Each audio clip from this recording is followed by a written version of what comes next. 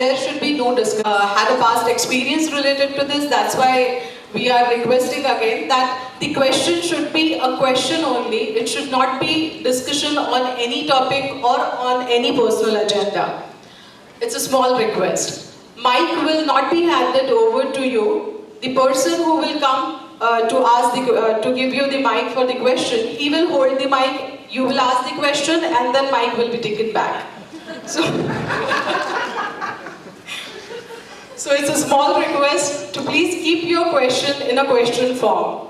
Thank you. I would like to hand over the session to Mr. Gandhi.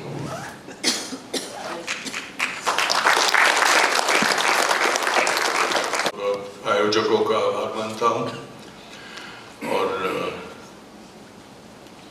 शुक्रिया भी इसलिए और ज़्यादा अदा करना चाहता हूँ कि बस 2 दिन पहले ही बाकी पुण्यतिथि 75वीं और इस बार योगानुयोग ऐसा हुआ कि महाशिवरात्रि और 22 फरवरी 2 दिन आजू बाजू में ही आए, तो तिथि और तारीख दोनों का ये एक संगम जैसा हो गया और उसके बस 2 दिन बाद ही ये अवसर मिल रहा है। ये ज़्यादा मेरे लिए कार्य है क्योंकि इस मुल्क के साथ साथ हम जो वंशज हैं वो भी कसूरवार है कि हमने भी हमेशा अपने आप को बापू के वंशज समझा, माना और कस्तूरबा को हम भी नज़रअंदाज करते रहे और ये भूल गए कि बापू के जीवन में कस्तूरबा का और भारत की आज़ादी के इतिहास में बात, ताकि आने वाले जो पीढ़ियां हैं उन्हें बा का इतिहास पता चले। बापू ने खुद ने ये बात स्वीकार की थी कि अगर बा ना होती तो शायद जिस मंजिल तक वो पहुंच पाए बापू, वहां वो उतनी आसानी से नहीं पहुंच पाते थे, क्योंकि बा का जो एक उनके साथ का जो एक लंबा जीवन काल था उसमें बापू के मोहन के हर बदलाव को बा ने महसूस किया, सहा। समझो एक नए आदमी के साथ हर बार फिर से नया संसार करना पड़े, इस हद तक उन बदलावों का जो असर होता था वो बा को झेलना पड़ा और उनमें से भी बापू को हमेशा एक सीधे रास्ते पे रखने की जो कोशिश की वो बा ने की। बापू ने भी ये कहा था कि मेरी जीवन नैया की पतवार कस्तूर थी। उन्होंने एक दूसरे को बहुत छोटी उम्र से पहचाना होगा, क्योंकि अगर आप पोरबंदर जाते हैं और देखते हैं तो वो मोहल्ला जहाँ बापू पैदा हुए और जो स्मारक है बापू के नाम का, उसके बिल्कुल पीछे ही कस्तूरबा का घर था, कस्तूरबा के परिवार का घर था। तो कस्तूर और मोहन पड़ोसियों के रूप में ही बड़े हुए होंगे और उनके परिवारों के बीच में संबंध भी हुए होंगे, रहे होंगे और ये मुमकिन है कि बचपन में एक साथ खेल कर बड़े हुए होंगे, शादी होने तक कम से कम।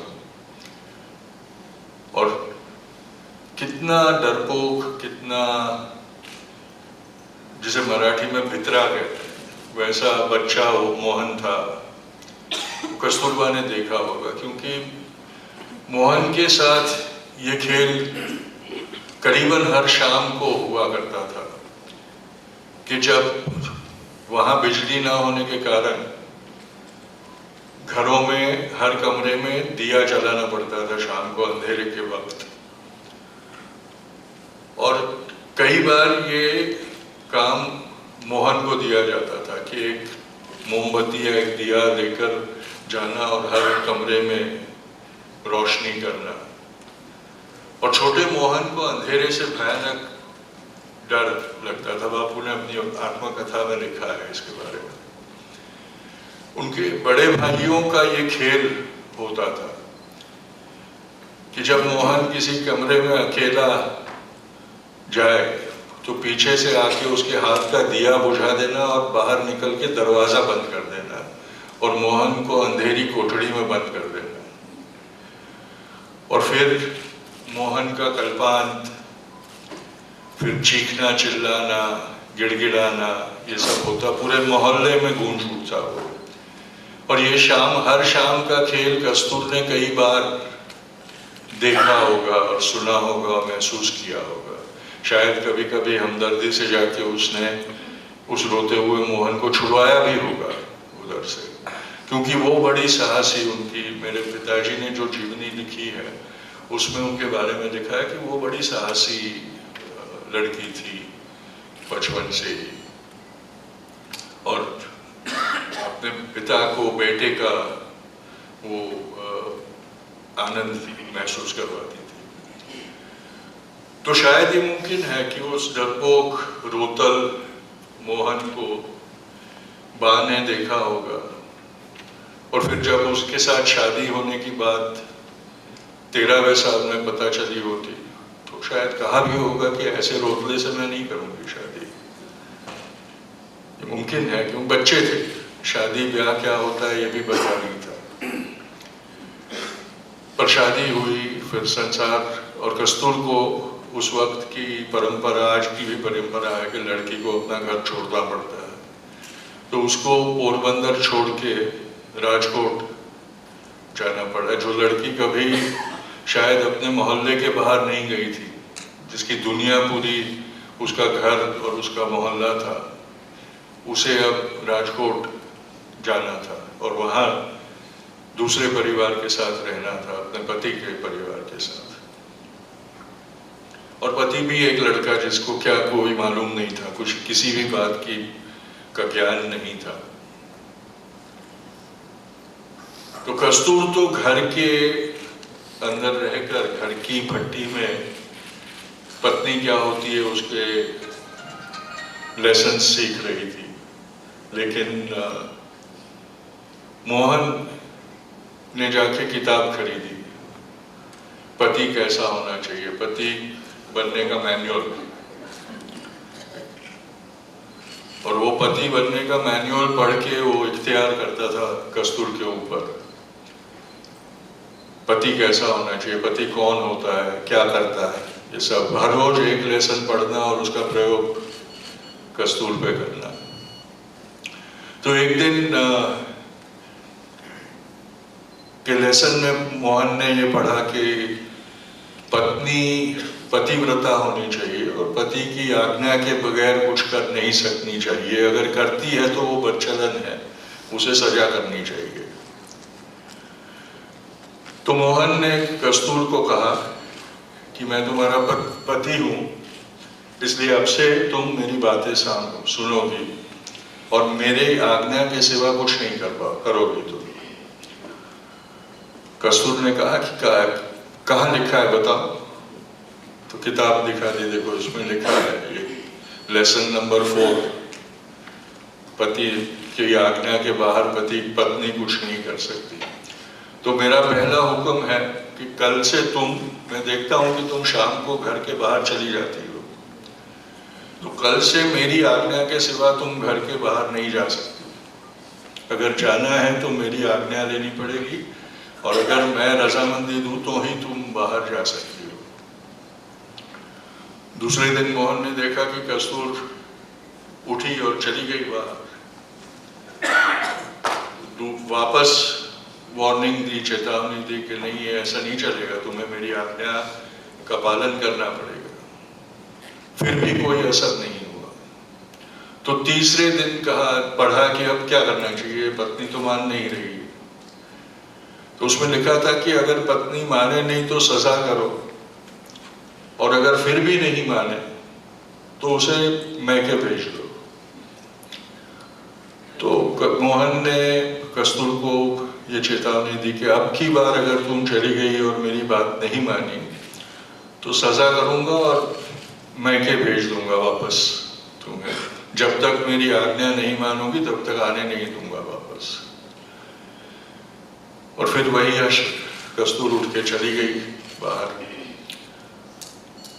तब चौखट पे खड़े होकर मोहन ने पतित्व अपना जमना आजमाया। बोले अब तुम मैके चली जाओगे, तुम रह नहीं सकती, तुम मेरी बात नहीं मानती। तब कस्तूर ने ये कहा कि ठीक है, अब तुम इतनी सख्ती कर रहे हो तो कल जब तुम्हारी माँ मुझे कहेगी कि कस्तूर चलो मेरे साथ मंदिर जाना है, तो मैं उनको कह दूंगी कि जाके पहले मेरे पति की आज्ञा लेके आओ, फिर मैं तुम्हारे साथ आऊंगी। तो मोहन स्तब्ध हो गया। बोले तुम मेरी माँ को ऐसा कहोगे? तो बोले हाँ, अब तुम कहते हो कि मुझे तुम्हारी आज्ञा माननी है तो मुझे तुम्हारी माँ को कहना पड़ेगा कि मैं मेरे पति की आज्ञा के बाहर नहीं जा सकती, इसलिए अगर वो चाहती है कि वो मैं उनके साथ मंदिर जाऊं तो फिर उन्होंने तुम्हारे पास आके तुम्हारी आज्ञा लेनी पड़ेगी, तुम्हारे परमिशन मांगनी पड़ेगी। तो उन्होंने कहा ये तो मेरी माँ का अपमान हो जाएगा। तुम डिसाइड करो मैं क्या करूं, तुम्हारी बात मानूं या तुम्हारी माँ का अपमान करूं, मुझसे दोनों नहीं हो सकेगा।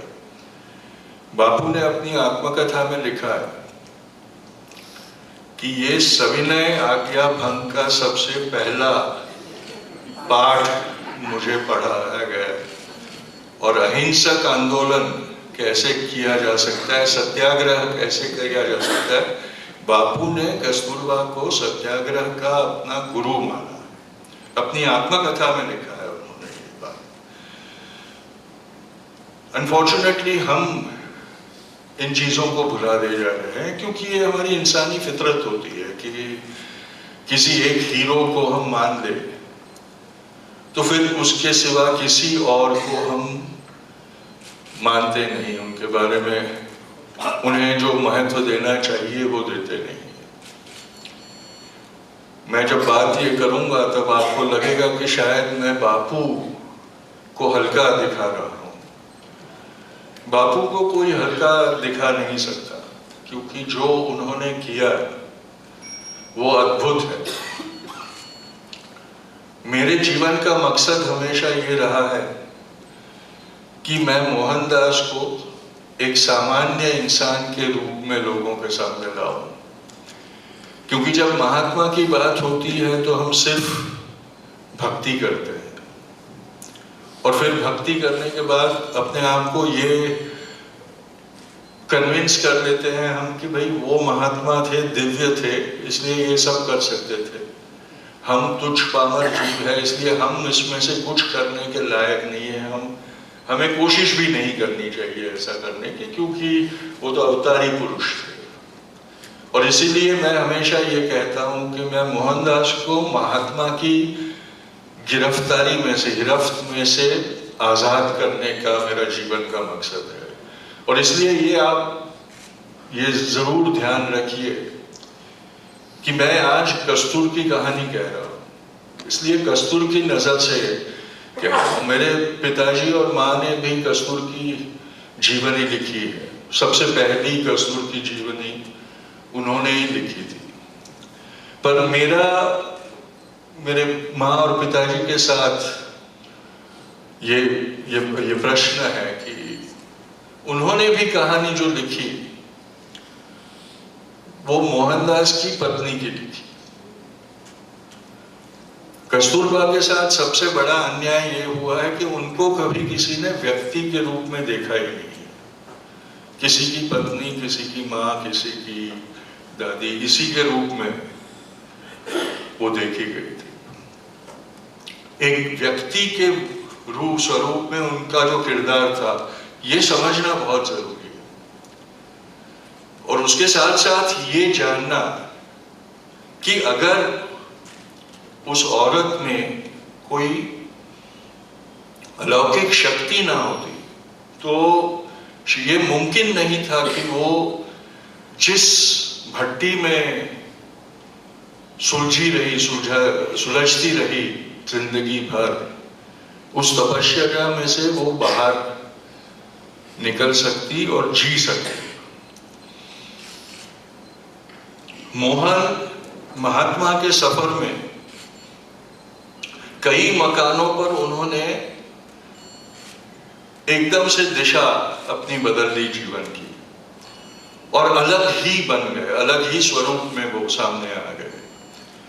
और कस्तूरबा की मजबूरी थी, कस्तूर की मजबूरी थी कि उसे उन सारे स्वरूपों के साथ अपना संसार करते रहना पड़ा। उसकी शादी एक मर्द के साथ हुई, पर उसको संसार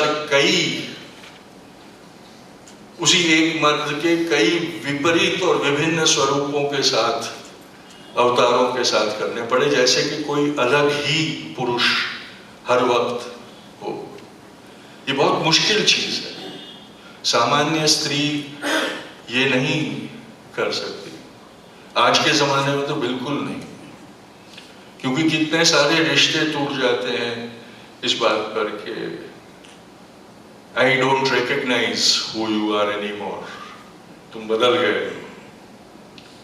और ये तो शैमेलियन की तरह बदलता रहा पूरी जिंदगी, और हर रंग हर रूप के साथ संसार करना, कितना धैर्य, कितनी शक्ति, कितना संयम उस औरत में होगा, ये समझना बहुत जरूरी है। ये कह देना कि वो गुलाम थी और गुलामी कर रही थी, मजबूर थी, उसकी लाचार औरत थी, ये गलत हो। क्योंकि कोई भी औरत कितनी भी लाचार क्यों ना हो, इतनी मजबूर नहीं हो सकती। अगर उस रिश्ते में जो प्यार की ताकत थी, जो प्यार के बंधन थे, वो उतने मजबूत ना होते तो।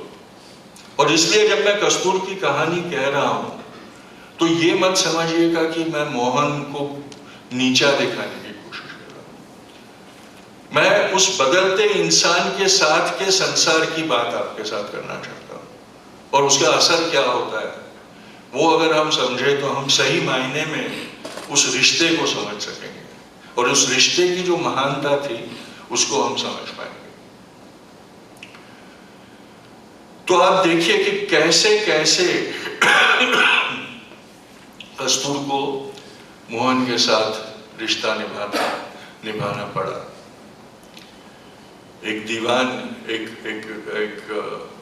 नगर सेठ की बेटी, जिसके पिता का कारोबार इतना विस्तृत था कि उसके पिता के मालिकी के जहाज पोरबंदर से कलकत्ता और ईडन तक व्यापार करते थे। उस जमाने में उनकी हुंडी चलती थी। जो विदेश जाने वाले जो व्यापारी थे वो उनकी हुंडी ले जाते थे विदेश में, और विदेश में उस हुंडी के जोर पर उनको पैसे दिए जाते थे। वापसी में भी वही सिलसिला होता था। यानी फॉरेन एक्सचेंज बैंक, आज मनी ट्रांसफर की जो बात करते हैं, तब के जमाने में कस्तूरबा के पिता की ये इतनी चाहो चला रही थी। गांधी परिवार से कई गुना ज्यादा अमीर परिवार में से हुआ ही थी। हाँ, गांधी परिवार का पद ज्यादा ऊपरी था, क्योंकि करमचंद बापा और उसके बाद पहले उत्तम चंद बापा दोनों दीवान थे, प्राइम मिनिस्टर्स पोरबंदर स्टेट के। करमचंद बापा पहले पोरबंदर स्टेट के प्राइम मिनिस्टर थे, दीवान थे, और फिर राजकोट के दीवान बने। यानी बहुत एस्टीम्ड फैमिली में थी, पर वक्त बदल रहा था, और वो जो राजा का दरबार था उसका स्वरूप भी बदल रहा था। 1857 हो गया था, अंग्रेज का राज हिंदुस्तान पे आ गया था, और इसलिए अंग्रेजों का पॉलिटिक्स राजाओं के पॉलिटिक्स के ऊपर हावी हो गया था। और ये सबको एहसास हो गया था कि अब अगर राजा की नौकरी करनी है तो अंग्रेज की मर्जी से करनी पड़ेगी। इसलिए करमचंद बापा के देहांत के बाद पहले ही ये तय हो गया था, क्योंकि बड़े दो बेटे जो थे वो काबिल नहीं थे, तो उनको मामूली नौकरियां मिली थी। तो दीवान की गादी दोनों स्टेट्स में संभालनी थी, पोरबंदर में भी और राजकोट में भी। पोरबंदर में तो करमचंद बापा के छोटे भाई दीवान बन गए थे, राजकोट महत्वपूर्ण था काठियावाड़ में, इसलिए उसे परिवार में रखना महत्वपूर्ण था। इसलिए ये तय हुआ कि अब पूरा दारोमदार मोहन के ऊपर है, और इसलिए इसने पढ़ना बहुत जरूरी है। जैसे तैसे राजकोट में देशी मैट्रिक जो बोलते थे वो मोहन ने पास कर लिया, तब चलते करमचंद बापा का देहांत भी हो गया। मैं सारी बातें नहीं करना चाहता हूँ, थोड़ी जो मेरे लिए महत्व की बातें हैं वो करना चाहता हूँ आपके साथ, ताकि उस रिश्ते का महत्व आपको पता चले। और एक बहुत अहम कथा जो बापू ने खुद ने लिखी है अपनी जीवनी में, वो उनकी चोरी का मामला, कि अपने व्यसनों को निभाने के लिए, उनके और उनके भाई के व्यसनों को निभाने के लिए आखिर में उन्होंने अपने पिताजी के कड़े में से सोने का एक लिंक चुरा कर बेचकर पैसा कमाया था। पर दिल उनका खटक रहा था कि ये मैंने गलत किया है और इसका प्रायश्चित करना चाहिए, पर हिम्मत नहीं थी, क्योंकि पिताजी का तेज कड़क स्वभाव पूरा परिवार जानता था और उनकी सजा से सबको डर भी लगता था। इसलिए पिताजी के पास जाकर इस कबूली करने की ताकत मोहन में हो नहीं सकती थी, क्योंकि तब तक जो जिंदगी में मोहन ने दिखाया था उसमें कभी भी उसने कहीं पर भी ऐसी कोई फितरत दिखाई नहीं थी कि वो साहस करने के लायक था। मेरा मानना है कि ये बात का कन्फेशन उन्होंने सबसे पहले अपनी पत्नी कस्तूर को किया होगा और पश्चाताप दर्शाया होगा कि मुझसे ये गलती हुई है और मुझे बहुत पश्चाताप है, मैं प्रायश्चित करना चाहता हूँ। और मेरा ये मानना है कि कस्तूर ने उन्हें कन्विंस किया होगा कि मुझसे खेद प्रदर्शन करने से कुछ फायदा नहीं है, तुमने मुझसे गलती नहीं की है, तुमने गलती तुम्हारे पिता से की है, चोरी तुम्हारे पिता की है। तो जाके उनको ये कहो, अपनी चोरी कबूल करो, अपनी गलती मान लो और माफी की याचना करो। और इसीलिए मोहन, जिसको बोलने में काफी झिझकाहट होती थी, उसने वो पत्र लिखा होगा, ऐसा मैं मानता हूं, जो उसने करमचंद बापा को दिया। और हमेशा जब भी उस दृश्य का एक आंखों के सामने आता है तो लगता है, और कॉमिक बुक्स में खाट पे सोए हुए हैं और उनके छाती पे वो पत्र पड़ा और दोनों की आंखों में से आंसू बहे जा रहे हैं। पर मैं जिस तरह से उसको देखता हूं, उसमें मैं ये देखता हूं कि मोहन के पीछे कस्तूर खड़ी हो, ये तय करने के लिए कि आखिरी वक्त कहीं मोहन डर के मारे जो निश्चय किया है उससे हिल ना जाए। और उस ताकत की वजह से मोहन वो साहस कर पाया होगा कि अपने पिता को अपनी गलती की कबूली करे, क्योंकि उस वक्त तक छोटे मोहन ने कभी भी अपने किरदार में ऐसी कोई हमें साइन नहीं दिखाई थी कि हम माने कि वो एकदम से इतना आत्मबल ला सका होगा। पर कस्तूर का किरदार अगर आप देखें तो आपको पता चलेगा कि she was much mature beyond her years. जो लड़कियां जो इन हालात में चली जाती है, जल्दी से संसार करना पड़ता है। ये मेरे पास आधार नहीं है, लेकिन ये मेरा इंटरप्रिटेशन है कि ये बात इसी तरह से हुई होगी, क्योंकि हर बार जब मोहन विचलित हुआ तो कस्तूर का सहारा उसने लिया, और हर बार कस्तूर ने उसे वो सहारा दिया। तो पिता के देहांत के बाद मोहन की देशी मैट्रिक खत्म हुई, और अब क्या करना है, तो कॉलेज नए शुरू हुए थे, कॉलेज अंग्रेज पढ़ाई होती थी उसमें। तो भावनगर की श्यामादास कॉलेज में मोहन का दाखिला हुआ, और पढ़ने के लिए भावनगर की श्यामादास कॉलेज में उसको भेज दिया गया कि वहां से पढ़ के आएगा, उसके बाद दरबार में नौकरी लग जाएगी उसकी, अंग्रेजी सीख के आएगा। पर नतीजा क्या हुआ, महज 6 महीने के बाद, आधी टर्म जैसे वैसे कंप्लीट करने के बाद एक दिन पढ़ाई लिखाई छोड़ के मोहन कॉलेज से बिस्तरा बोरिया बांध के वापस पलायन हो गया और घर आ गया, और आके कह दिया कि ये मेरे बस की बात नहीं है, मैं नहीं पढ़ सकता, ये पढ़ाई मेरे बस की बात नहीं है, मैंने छोड़ दी और मैं वापस नहीं जाऊंगा। अब सोचिए, परिवार का आखिरी एक आधार, भरोसा कि ये लड़का कुछ कर दिखाएगा, बस उसी के ऊपर हमारा आधार है, और ये भी बड़े भाइयों की तरह पढ़ाई छोड़कर भाग के चला है। अब क्या किया जाए, तो हर रोज कोई नया नुस्खा, ये करूंगा वो करूंगा। एक दिन आके कह दिया कि मुझे डॉक्टरी बहुत पसंद है, मैं डॉक्टर बनूंगा। तो वो माँ ने मना किया कि हम वैष्णव हैं और डॉक्टरी की पढ़ाई में मुर्दों की चीर फाड़ करनी पड़ती है, खून हड्डियां मांस के साथ काम करना पड़ता है, हम वैष्णव वो नहीं कर सकते। इसलिए वो माँ की मनाही हो गई। तो अब क्या किया जाए, तो एक दिन आके ये कहा कि अब मैं लंदन जाऊंगा पढ़ाई करने।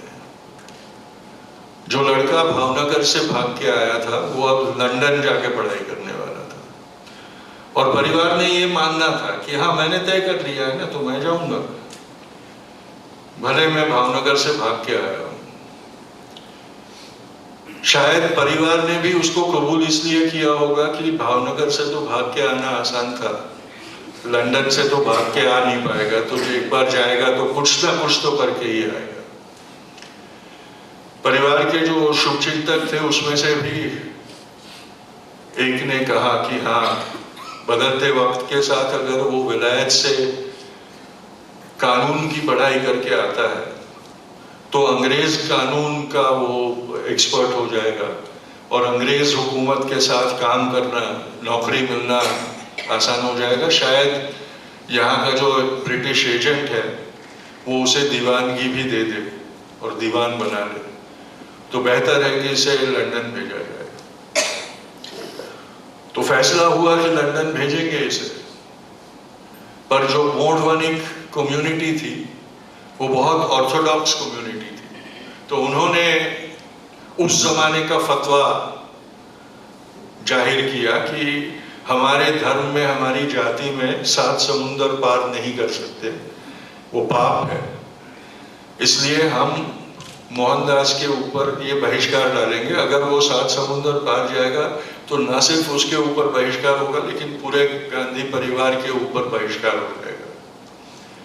तो जो एक आशा थी कि हमारी नाती में से जो पैसे वाले लोग हैं वो हमें पैसा देंगे मोहन की पढ़ाई के लिए, वो भी लुप्त हो गई, वो भी आशा छूट गई, क्योंकि जाति ने तो पाबंदी लगा दी थी, बहिष्कार डिक्लेयर कर दिया। अगर मोहन ने कहा कि नहीं मैं ये सब नहीं मानता हूं, मैं तो जाऊंगा लंदन, तो जो थोड़ी बहुत घर में पैसा था, दागीने थे, उसका जुगाड़ किया, पर वो कुछ काफी नहीं थे, क्योंकि करमचंद बाबा की बीमारी के कारण आमदनी बहुत वक्त से बंद हो गई थी घर की। एक ही आशा थी, एक ही सेवियर था उस वक्त, कस्तूर के गहने। कस्तूर के ही गहने मोहन को विलायत भेजने के लिए थे, क्योंकि कस्तूर के पिता ने अपनी बेटी को बहुत सारे गहने दिए थे, बेशकीमती गहने दिए थे। पर परिवार तो मांगता नहीं कस्तूर से, पर कस्तूर कोई पदाई तो थी नहीं परिवार के लिए। इसलिए जब उसने देखा कि ये मुझसे मांगते नहीं है, लेकिन अगर मैं नहीं दूंगी तो मोहन पढ़ने भी नहीं जा सकेगा, तो वो अपने गहने उतार कर देती है कि ये मेरे किस काम के, अगर मेरे पति की पढ़ाई के काम में आते हैं तो ये बेहतर होंगे, मैं कहाँ पहन के जाने वाली हूँ उनको वैसे भी। और इस तरह से मोहन की पढ़ाई फाइनेंस होती है, क्योंकि और किसी भी जगह से मदद मिलने की आशा या उम्मीद नहीं रही थी।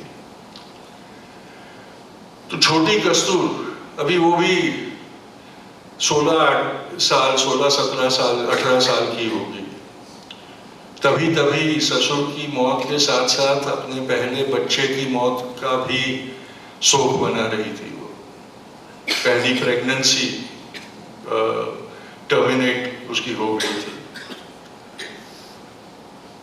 उसने ये भी एक देखा कि इसके बगैर कोई चारा ही नहीं है, और मोहन की विलायत जाने का जो ये था मौका था उसको मिल गया, और सारी चीजों का इंतजाम कर दिया गया।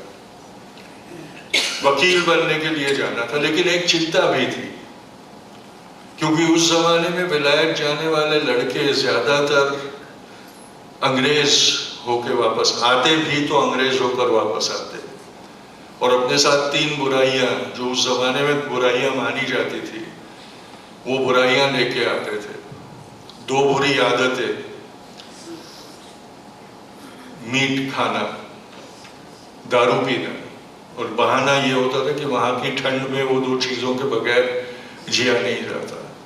और तीसरा सबसे घोर पाप, साथ विलायती मड्डम लाना। ये एक वही हो गया था, दस्तूर ही हो गया था कि लड़का अगर गया विलायत, या तो आएगा नहीं, और आएगा तो मैडम के साथ आएगा, गोरी साथ में लेके आएगा। तो इसके ऊपर उपाय वो 3 प्रतिज्ञा वाला निकलता है। अब मेरा मानना ये है कि पहली 2 प्रतिज्ञाएं तो मोहन मां को देता है, पहले 2 वचन तो मोहन मां को देता है, पर विलायती मडम नहीं लाने का वचन कोई अपनी मां को क्यों दे, शादीशुदा जो आदमी है?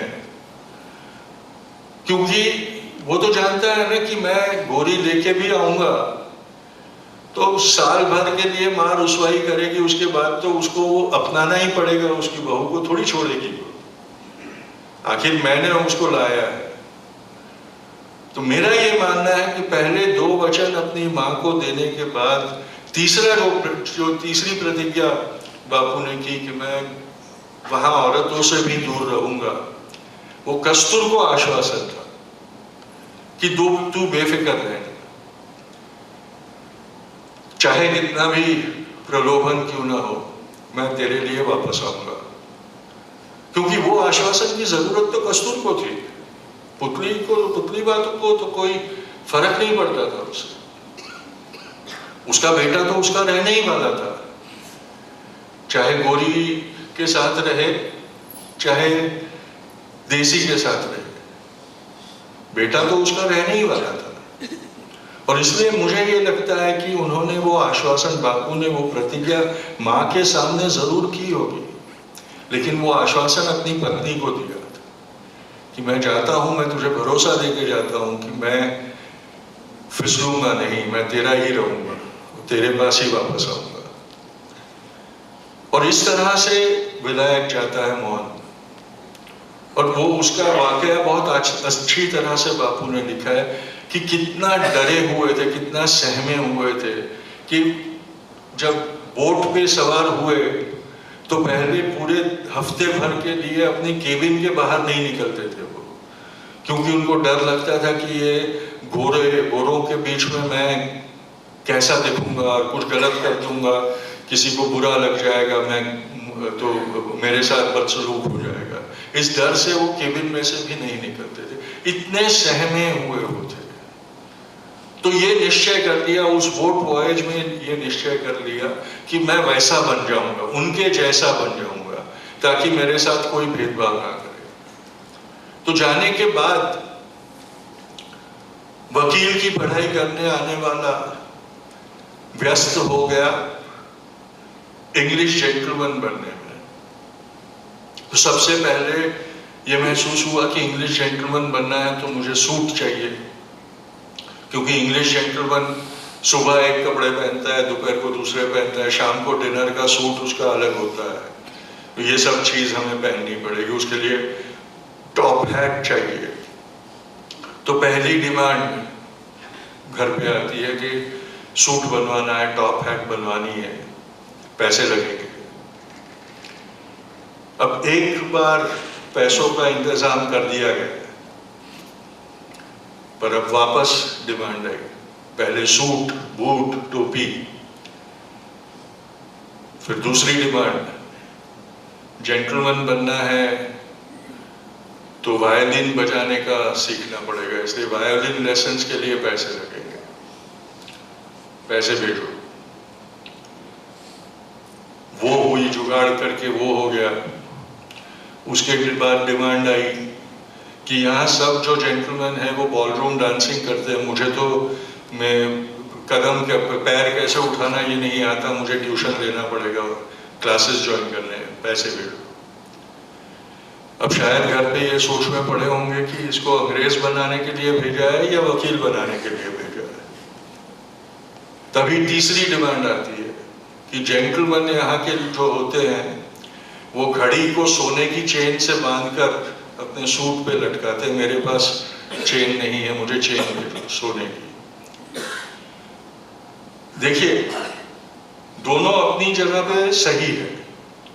मोहन विलायत में है, सहमा हुआ है, डरा हुआ है, उसे ये लगता है कि अगर मैं इन अंग्रेजों जैसा नहीं लगूंगा तो वो लोग मेरे ऊपर भेदभाव करेंगे और मैं सीख नहीं पाऊंगा, मुझे सीखना है तो उनके जैसा होना पड़ेगा। वो ये कोशिश कर रहा है। घर पे ये दुविधा है कि इसको हमने वकील बनने भेजा था कि अंग्रेज बनने भेजा था, और ये सारी बातें कब तक चलती रहेगी, हम कब तक देते रहेंगे, क्योंकि इस एक तरफ मोहन की डिमांड्स पूरी होती जा रही है, दूसरी तरफ घर में गरीबी बढ़ती जा रही है, क्योंकि कुछ ना कुछ बेचकर ही मोहन के लिए नए पैसों का इंतजाम हो पाता।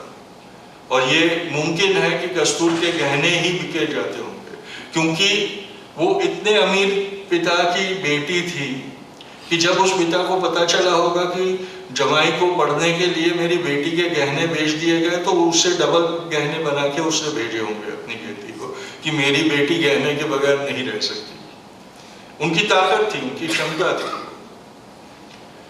फॉर्चुनेटली उसकी जिंदगी में हमेशा जो होता रहा, देर आए दुरुस्त आए वाला मामला मोहन के साथ भी होता है। और अचानक से उसको ये समझ आती है कि मैं इंग्लैंड जेंटलमैन बनने नहीं आया हूं, मैं इंग्लैंड वकील बनने आया हूं। और फिर डेडिकेटेडली वो वकालत की पढ़ाई करना शुरू करते हैं, और ये कि मुझे जल्दी पढ़ाई पूरी करनी है क्योंकि मेरे फैमिली को सहारा देने मुझे जाना है वापस। तो एकदम से ऑब्सेस्ड होकर पढ़ाई करते हैं। ना सिर्फ वकील की पढ़ाई करते हैं, ये भी करते हैं कि अंग्रेज की मैट्रिक होना बहुत जरूरी है, तो अंग्रेज की मैट्रिक के लिए भी उत्तीर्ण होते हैं। अंग्रेज के लॉ की पढ़ाई करनी है तो लैटिन सीखनी पड़ेगी, इसलिए लैटिन का भी कोर्स करते हैं और सीखते हैं लैटिन, ताकि लैटिन में लिखा हुआ मूल जो कायदा है वो पढ़ सके और समझ सके। यानी ये फितरत आप देखिए कि जिसके पीछे पड़ जाता था वो उसके पीछे इस हद तक घुस जाता था कि और किसी का कोई मायना नहीं रखता था। एंड टू द फुलेस्ट वो करते थे वो। पर वो ऑब्सेशंस को भी सपोर्ट फैमिली ने करना पड़ता था। जो सबसे नियरेस्ट होते थे उनको उसको सपोर्ट करना पड़ता था। तो मोहन वकील बन जाता है, लैटिन सीख जाता है, मैट्रिक भी हो जाती लंदन यूनिवर्सिटी से उनकी, और खुश भी बहुत है कि माँ को दिए हुए वचन और पत्नी को दिया हुआ वचन निभाया है। तो वापस जाके ये उनको बताना है कि मैं फिसला नहीं, मैं वचनबद्ध रहा और वादा निभाया है मैंने। पर मुंबई आने पर यह पता चलता है कि माँ तो गुजर गई थी, और माँ के गुजरने का समाचार इसलिए मोहन को दिया नहीं गया था क्योंकि डर था कि गम का मारा वो पढ़ाई लिखाई छोड़ के चला आएगा माँ के जाने के गम के कारण। और बापू अपनी आत्मकथा में लिखते हैं कि माँ को वचन पूर्ति की बात करना पाना मेरे जीवन का एक अधूरा कार्य मैं समझता हूँ। पर जब वो वापस आता है, मोहन जब वापस आता है, तो राजकोट के परिवार के लिए एक बहुत गहरा सदमा है। और मैंने, क्योंकि मुझे सब चीज ड्रामेटाइज करने की और इमेजिन करने की एक आदत है, तो मैंने वो सीन इमेजिन किया कि जब मोहन राजकोट पहुंचता है घर पे, तो उसको लेने बंबई तो उसका बड़ा भाई आया होता है, और बंबई से नासिक माँ का श्राद्ध और तर्पण करके उसके पहले न्याती की क्षमा मांग के शुद्धिकरण करके उनको वापस न्याती में लेने की जो रस्म निभानी थी वो सारी निभा ली होती है। उसके बाद वो लोग राजकोट पहुंचते हैं। राजकोट पहुंचने के बाद कस्तूर को अपना पति पहचाना नहीं जाता, क्योंकि एकदम से अलग ही सूट बूट वाला जेंटलमैन वापस लौटा, जिसमें कोई छवि जो मोहन गया था उसकी दिखती नहीं है। सिर्फ उसकी नजर में जो प्यार है उससे उसको एतबार होता है कि यही मेरा पति है, और फिर संसार चालू होता है। अब सबको आशा है कि मोहन वकील बन जाएगा, वकालत शुरू कर देगा, घर का पूरा घर की जिम्मेदारी उठा लेगा, परिवार की जिम्मेदारी उठा लेगा। पर मोहन क्या करता है? पूरे परिवार को अंग्रेज सिविलाइज्ड बनाने की मुहिम शुरू करता है। सबके लिए जूते ले आया होता है कि अब से तुम नंगे पैर घूमोगे नहीं, जूते पहन के चलोगे, और हर रोज जूते पहन के परेड करवाता है, बच्चों को, बड़ों को, सबको। घर में जमीन पर बैठ के खाने की प्रथा थी, बोले ये जाहिलों की प्रथा है, हम अब से डाइनिंग टेबल पे बैठ के खाएंगे। डाइनिंग टेबल कुर्सियों का इंतजाम करता है, और साथ कांटे छुरी लेके आया होता है। तो रोटली शाक कांटे छुरी से खाने की ट्रेनिंग देना शुरू करता है। 2-3 महीनों तक यही सिलसिला चलता रहता है। कस्तूर सोचती रहती है कि ये काम कब करेगा, ये अंग्रेजी बनाएगा हमको या काम भी करेगा। आखिर में एक दिन वो उसको पूछती है कि कुछ काम वाम का सोचा है तुम्हें, काम करने के लिए, काम कर सको इसलिए इस पढ़ाई करने के लिए इंग्लैंड भेजा था, तो वकील कब बनोगे तुम? तब एक नया सदमा, और मोहनदास उसको कहता है मैं वकील नहीं बन सकता, मैं वकालत नहीं कर सकता। अब ये क्या हो गया? तब पता चलता है कि बंबई में वकील बनने की कोशिश की,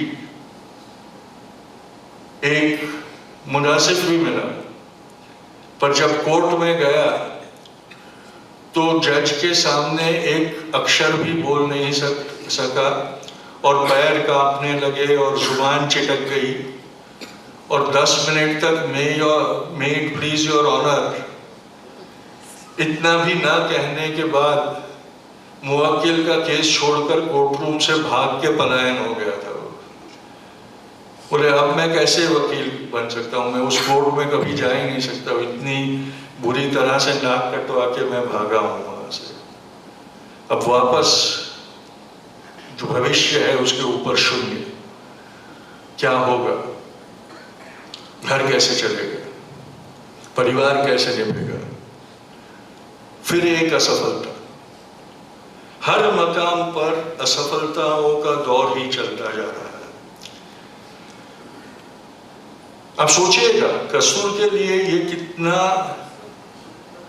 चिंता का विषय होगा, क्योंकि अब पूरे परिवार की जिम्मेदारी सासू उसके ऊपर छोड़ के गई है कि तेरा पति आएगा और इस परिवार को संभालेगा, अपने 2 भाइयों के परिवारों को भी वही संभालेगा, क्योंकि उसे विलायत भेजने में उसके 2 भाइयों ने भी बलिदान दिए और उनका अधिकार होता है कि उनके परिवार का भी पोषण ये भाई करे। और निकम्मा निकला, क्या किया जाए। पर एक खूबी थी मोहनदास में, एक खूबी इंग्लैंड से आ गई थी, पत्र व्यवहार की। वो बोल नहीं सकता था, लेकिन पत्र बहुत खूब लिखता था, लेख बहुत खूब लिखता था। तो उन्होंने वो शुरू कर दी, कारकुनी शुरू कर दी, पिटीशन लिख के देना, पत्र व्यवहार, ऑफिशियल पत्र व्यवहार लिख के देना। उस जमाने में ज्यादा लोगों को अंग्रेजी नहीं आती थी, इसलिए ठीक ठाक कारोबार चलने लगा राजकोट में। लेकिन इतने बड़े परिवार का भरण पोषण हो सके और समृद्धि आ सके, इतना नहीं था। उसमें अचानक साउथ अफ्रीका से बुलावा आया कि साउथ अफ्रीका में 2 जो अमीर इसम थे, व्यापारी थे, उन्हें एक देशी वकील जो अंग्रेजी कानून सीखा हो वैसा चाहिए, जरूरी था, क्योंकि उनके अंग्रेज वकीलों को देशी हिसाब और देशी रस्में समझाना और उन वकीलों की बात इन सेठों को समझाने के लिए जो आदमी अंग्रेजी और अपनी मातृभाषा समझता हो वैसे की जरूरत थी। लेकिन एक फेल्ड लॉयर जो अपना एक केस भी नहीं लड़ा सकता था, उसकी बात दक्षिण अफ्रीका तक पहुंची कैसे? ये नामुमकिन था उस जमाने में, क्योंकि भारत में और बहुत दिग्गज वकील थे जो इसकी जगह ले सकते थे। मेरा ये अनुमान है कि एक व्यक्ति था जिसके कांटेक्ट सागर पार अपने धंधे के लिए कारण अटे हुए थे और उसकी कीर्ति दक्षिण अफ्रीका तक भी पहुंची हो, उसमें कोई बड़ी बात नहीं थी, क्योंकि जो वो 2 मुवक्किल थे वो भी काठियावाड़ी ही थे, अब्दुल्ला सेठ और उनका भाई। मेरा ये मानना है कि कस्तूर के पिता को ये पता चला होगा कि दक्षिण अफ्रीका में मेरे जमाई के लायक एक नौकरी है, उसे वहां भेज दूं तो शायद वो कुछ कर पाएगा, यहाँ तो कुछ कर नहीं रहा। तो राजकोट में मोहनदास के पास दक्षिण अफ्रीका से वो बात अगर आती है तो मुझे लगता है कि कहीं ना कहीं जाके अपनी बेटी की चिंता के वश उसके पिता ने ये अरेंजमेंट करी होना बहुत मुमकिन बात है। पर कस्तूर के लिए एक दूसरा सपना, वापस वियोग। अब एक बेटा जन्म चुका है, दूसरा बेटा कोख में है और फिर से पति को गुमाना है, फिर से पति को विदेश भेज देना है और पति चला भी जाता है विदेश, क्योंकि और तो कोई आसरा ही नहीं है। और फिर परिवार के लिए एक ये भरोसा हो जाता है कि विदेश से पैसा आना शुरू हो जाता है और इतना पैसा आना शुरू हो जाता है कि परिवार की परवरिश ही नहीं, बहुत अमीर बन जाता है परिवार, बहुत ऐशो आराम से जीने लगता है परिवार। तो कस्तूर के लिए ये एक बहुत बड़ी चिंता निवारण हो जाता है कि आखिर में अब कुछ कर रहा है वो, आखिर में कुछ कर रहा है। क्या कर रहा है पता नहीं, वकालत ही करता होगा ऐसा मानते हैं वो लोग सब, क्योंकि ज्यादा उसके बारे में कुछ पता नहीं होता है। फिर 2-2.5 साल के बाद वो वापस आता है और तब कस्तूर को ये महसूस होता है कि ये वापस बदला है, क्योंकि अब लोगों से के साथ मिलना, पत्र व्यवहार, बातें, घूमना, बड़े बड़े लोगों के को जाके मिलना, ये सिलसिला शुरू हो गया है हिंदुस्तान में। अखबारों में उसके लेख छपने लगे हैं। तो कस्तूर को यह एहसास होता है कि मेरा पति कुछ ना कुछ तो कर रहा है, क्या कर रहा है कुछ अंदाजा नहीं है, लेकिन कुछ ना कुछ तो कर रहा है। और फिर एक दिन का पति बोलता है चलो बिस्तरा बोरिया बांधो, हमें जाना है दक्षिण अफ्रीका वापस, लोगों को मेरी जरूरत है वहां। अब आप सोचिए, कस्तूर के लिए ये बात सोचिए, जो लड़की के लिए राजकोट विदेश था पोरबंदर के बाद, जो कभी पोरबंदर से निकली नहीं थी, उसे अचानक 7 समुंदर पार दक्षिण अफ्रीका में जाना है परिवार को छोड़ के। सिर्फ एक तसल्ली है कि अब आखिर में मेरे और मेरे पति का संसार होगा, मेरे और मेरे पति और मेरे बच्चों का संसार हो पाएगा, मेरा घर हो पाएगा। ये आशा पे वो निकलती है अपने पति के साथ। वो जो यात्रा है उनकी, उसके बारे में वर्णन बापू ने बहुत अच्छी तरह से अपनी आत्मकथा में किया है। पर आप सोचिएगा कि जब वो लोग दक्षिण अफ्रीका पहुंचते हैं तो उनकी बोट को गोदी के बाहर रोक दिया जाता है। कहा जाता है कि बंबई में प्लेग हो गया था और हम नहीं चाहते कि आप यहाँ वो प्लेग ले आओ, इसलिए तुम्हें दरिया समुद्र में ही रोक देते हैं। और 22 दिन समुद्र में निकालने के बाद उस बोट को गोदी में लाने की आज्ञा मिलती है डरबन में। और जब वहां पहुंचती है तो पुलिस बोट पे आती है, कप्तान के साथ बात करके कहती है कि Mrs Gandhi and the children will leave the disembark and will be escorted by the police out of the docks, but mister Gandhi will remain on the boat. Kastur को पता नहीं चलता कि विदेश में आई हूँ, यहाँ किसी को मैं जानती नहीं, ये जमीन, ये मुल्क, ये लोग मेरे लिए सब पराए हैं। मैं जाऊं तो कहाँ जाऊं? 2 बेटों को साथ, 2 बेटे और 2 भतीजे साथ में लाई हूँ। उनको लेके जाके किसी ऐसे के घर में रहना है जहाँ जिन्हें मैं कभी मिली नहीं, जो पर धर्म के। और ये आप याद रखें कि कस्तूर पैदा बड़ी हुई थी एक बहुत ऑर्थोडॉक्स वैष्णव फैमिली में, जहाँ सारी परहेजें प्रैक्टिस की जाती थी, छुआछूत प्रैक्टिस किया जाता था, रसोई की शुद्धता प्रैक्टिस की जाती थी, हर चीज में मर्यादा में कस्तूर पली थी। और अचानक विदेश में जहाँ उसके परिवार का कोई सहारा नहीं है, वहाँ उसे उसके पति के बगैर किसी परधर्मी के घर उसके सहारे जाने के लिए कहा जा रहा है, जिनको वो इंसान भी नहीं समझती, क्योंकि उसके लिए इंसान सिर्फ उसकी जाति का होता था। गलत विचार था, आज के उपलक्ष्य में वो बहुत ही गलत विचार था, लेकिन ये हमें समझना जरूरी है कि वो पली बड़ी हुई थी उन विचारों में से। वो अलग से विचार कर कैसे सकती थी? पर उसको जाना पड़ा, रात काटनी पड़ी किसी अज्ञात व्यक्ति के घर पे। ये पता भी नहीं है कि पति को क्या हुआ है, क्यों वो नहीं आता है। दूसरे दिन सुबह पति आता है, फटे कपड़े, लहूलुहान, सर पे और चेहरे पे जख्म, जैसे किसी ने उसे पकड़ के पीट दिया हो। बहुत ही पूछने पे कोई जवाब नहीं मिलता, नहीं चिंता मत करो सब ठीक है। पति के घावों को साफ करती हुई कस्तूर के कानों पे आवाज आती है, कोई एक बड़ी भीड़ बाहर जमा हुई है और बहुत गुस्से में नारेबाजी कर रही है, और उसे पता नहीं चलता ये सब क्या हो रहा है।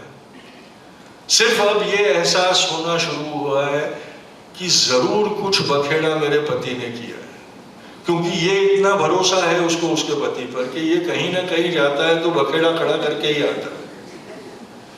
अब क्या किया, अब क्या किया तुमने कि तुम्हारी जान के पीछे पड़ गए ये लोग? अभी हंसी आ रही है हमें, पर आप कस्तूर की हालत सोचिएगा उस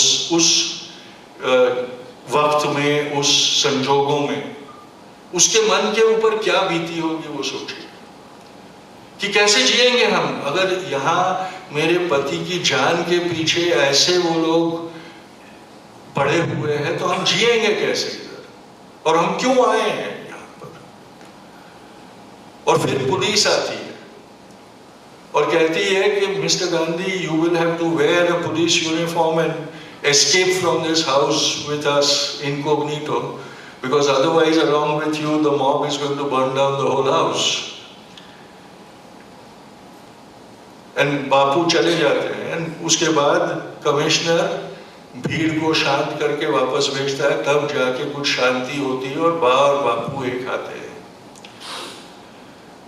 और तब जाके पहली बार कस्तूर को ये मौका मिला होगा कि वो पूछे कि भाई ये क्या हो रहा है, ये सब क्या है, क्या किया है तुमने, क्यों लोग तुम्हारे ऊपर इतने गुस्सा है, क्यों लोग तुम्हें मारना चाहते हैं। और तब शायद उसे वास्तविकता पता चली होगी कि अब मेरा मर्द जो है, जो मेरा शौहर जो है, वो कुछ खास व्यक्ति बन गया। वो जो मोहन के साथ मैंने शादी की वो ये नहीं है, ये लोगों से लड़ता है, अधिकारों की लड़ाई लड़ रहा है। अब अधिकारों की लड़ाई क्या होती है, पर अधिकारों की लड़ाई लड़ रहा है ऐसी बात करता है। ये क्या हुआ, ये चमत्कार किसने किया, इसके ऊपर जादू टोना हुआ है, क्या हुआ है क्या पता, लेकिन ये बदल गया और मुझे इसके साथ ही रहना है अब, क्योंकि पराये मुल्क में आई हूं, इसे ही जानती हूं, इसके सिवा किसी और को नहीं जानती। पर एक आश्वासन है कि अब उसका खुद का एक घर है और बड़ा घर है, भव्य घर है। आज भी अगर आप डरबन में जाएंगे, अब वो घर तोड़ दिया है, वहाँ एक छोटा सा म्यूजियम बनाया हुआ है, लेकिन बहुत ही बड़ी हवेली डरबन के समुंदर किनारे से नजदीक, क्योंकि समुंदर किनारे पर सिर्फ गोरों को घर बनाने की इजाजत होती थी, इसलिए घर समुंदर किनारे से नजदीक ये घर था, ये बापू का। पर बहुत शानदार घर था जिसमें गांधी परिवार रहता था। पर थोड़े दिनों के बाद एक और शौक कि वो घर तो सबके लिए खुला रहता था, कोई भी आता था, कोई भी रहता था, जिसे चाहे वो ले आते थे और कह देते थे ये हमारे साथ रहने लगेगा। न जात की पहचान, न धर्म की पहचान, न कौन सी नाती का है उसका खबर। और वो लोग सिर्फ घर में मेहमान की तरह नहीं रहते थे, घर अपना ही मान के रहते थे, रसोई में भी घुस आते थे, सब चीज करते थे। एक वैश्या स्त्री के लिए ये कितना मुश्किल बात होगी, आप सोचिए। उसमें सबसे बड़ी मुश्किल जिसके बारे में वो जानती है कि जिसको हिंदुस्तान में हम अछूत कहते हैं, उस जात का है इंसान। मेरे घर में मेरा पति ले आया है और रखता है उसे। और उस जमाने में घरों में टॉयलेट्स नहीं होते थे, इसलिए रात में चेंबर पॉट बिस्तर के नीचे रखा जाता था। तो अगर पेशाब करना हो तो उसमें करके सुबह वो खाली करके साफ कर देना होता था। अब जनरली लोग खुद का चेंबर पॉट खुद साफ कर लेते थे सुबह में, पर ये जो आदमी था वो नहीं करता था। और कस्तूरबा ने घर की सफाई करते वक्त 2 बार ये देखा कि वो चेंबर पॉट एकदम भरा हुआ था और सफाई नहीं हुई थी। तो उन्होंने बापू को शिकायत की कि तुम्हारा मेहमान जो है वो चेंबर पॉट साफ नहीं करता और पूरा घर महक रहा है उसके कारण। एक और झटका कि गंदगी का एहसास तुम्हें हो रहा है तो सफाई तुम करो। देखिए, कल्चरल शॉक का सोचिए आप कि जिस चीज को कभी अपने जन्म में नहीं करने की बात से बड़ी हुई पली बड़ी लड़की को उसका पति कहता है कि तुम्हें गंदा लगता है तो साफ करो, महापाप। और मना करने पर क्या होता है, वो कहती है मुझसे नहीं होगा, ये मैं नहीं करूंगी। तो हाथ पकड़ के रात को घर के बाद दरवाजे के बाहर फेंक दिया जाता है और दरवाजा बंद कर दिया जाता है कि अगर नहीं करोगे तो इस घर में तुम्हें कोई स्थान नहीं। कस्तूर के बारे में सोचिए आप, विलायत है, राजकोट में वो ऐसा करता तो पोरबंदर जाने की क्षमता उसमें थी। अपने पिता के पास जाके रहती तो उसका पिता उसकी जिंदगी भर अपने पास रखता, उसे मोहन की जरूरत नहीं पड़ती। विलायत है, कहाँ जाए, जब रोती है गिड़गिड़ाती है। तो मोहन की भी एक फितरत है कि गलती करता है लेकिन जल्दी से उसको ये भी हो जाता है कि नहीं गलती हुई, ये मेरी गलती हुई, तो पश्चाताप भी करता है, तो दरवाजा खुलता है और दोनों तरफ आंसुओं के साथ एक दूसरे के लिए जो प्यार है उसका इकरार होता है। और मोहन कहता है कि मैं मेरे गुस्से पर काबू करने को सीखूंगा, और कस्तूर कहती है कि मैं सफाई करूंगी आज के बाद। पर सफाई लटके मुंह नहीं कर सकती, हंसते मुंह प्रसन्न रह के सफाई करनी। अब उसमें भी कैसे करना है वो भी तुम कहोगे, और तुम कहोगे वैसे ही करना होगा। देखिए, ग्रेजुअली चेंज आता है, पर यहां तो एब्रप्टली चेंज करने पे फोर्स किया जा रहा है फॉर द गुड। ये जाती नहीं है, ये एक बुरी आदत तोड़ने की कोशिश है, और बुरी आदत तोड़नी होती है तो कठोर तरीके से तोड़नी पड़ती है। पर look at it from Kastur's point of view, and she still does it, she still does it. और वहां से एक जर्नी दूसरी शुरू हो जाती है पूरी, क्योंकि अब पता चलता है कि ये वकील के साथ साथ नेता बन गया है, जंग लड़ता है,